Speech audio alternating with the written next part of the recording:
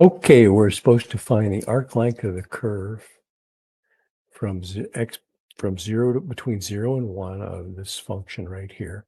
I'll make the observation that this is actually the top half of a circle with center at the origin and radius square root of 2. And so here's that arc length right here. So we could actually find this without calculus because the circumference of this circle is 2 pi r, where r is the square root of 2. And this distance, or this angle right here, is pi over 4, which is an eighth of the circumference. So if we divide the circumference by 8, that's actually the arc length. It's a fraction of the circumference of the circle. There's a decimal approximation. But we're supposed to use the arc length formula. Okay, so on board 2, here's the arc length formula. It's the definite integral of ds, where ds is defined this way. It's the definite integral from a to b, it turns out, of the square root of 1 plus dy dx, the quantity squared. Okay, so here's y. Here's dy dx. Well, I use the chain rule. And then these -2, 1/2 of -2 is -1. And now if I square that, I get this x squared over 2 minus x squared. So here's the formula for the arc length.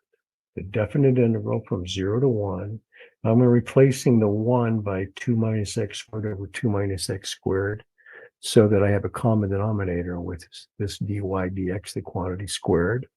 And when I combine those fractions, I get the square root of 2 over 2 minus x squared, that's dx sitting out here. At this point, you have two ways to evaluate that definite integral. You can use trig substitution. If you do that, you probably take the square root of 2 out front and have 1 over the square root of 2 minus x squared, and you draw the little right triangle where the hypotenuse is the square root of 2, and one of the legs is x. And now if you use the Pythagorean theorem, you do get the square root of 2 minus x squared.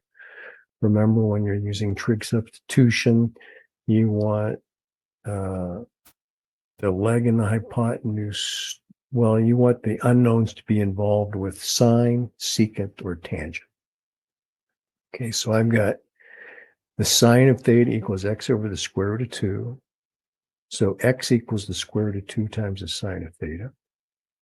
So dx is the square root of 2 times the cosine of theta d theta. And I'll make note of the fact that if the sine of theta equals x over the square root of 2, this is a formula for theta, which we're going to need later. And this denominator, the whole point of doing trig substitution was to get rid of the square root symbol. So I can factor the 2 out of here, get 1 minus sine squared, which is cosine squared. The square root of cosine squared is cosine. So there's what the denominator is. And if I now substitute for dx and this denominator, everything cancels out. I just get a d theta, and the antiderivative is theta. But what is theta? Theta is the inverse sine of radical 2 over 2x. So we'll go up here to 2. There's the antiderivative.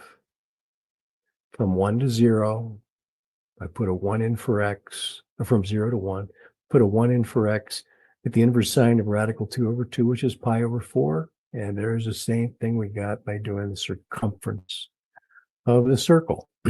Now, if you want to use the antiderivative that involves arc sine, you can come up with the same thing. You want to end up with a form that looks something like this. You should put a plus c here for an indefinite integral. But we can reach that point by dividing every term, numerator and denominator, this radicand, by 2. 2 divided by 2 is 1. 2 divided by 2 is 1. If I put a 2 here, if I want to introduce that 2 under the parentheses, I have to put a radical here. So x over radical 2 squared is x squared over 2. So now at this point, we got to use u substitution. Let u equal x over the square root of 2. There's du. Here's the limits of integration that are changed. And if du is 1 over the square root of 2 dx, I can picture 2 here, so I got to put a square root of 2 out front. Change the limits of integration. There's what we get after the u substitution. But that's the form we wanted. That's the inverse sine of u. Evaluated from 0 to 1 over the square root of 2. I put that in for u. That's the same as the square root of 2 over 2. The inverse sine of square root of 2 over 2 is pi over 4. We get the same thing. Okay, that's your answer right there. Pi radical 2 over 4. There you go. Hope that helped. If you have any questions, post a comment.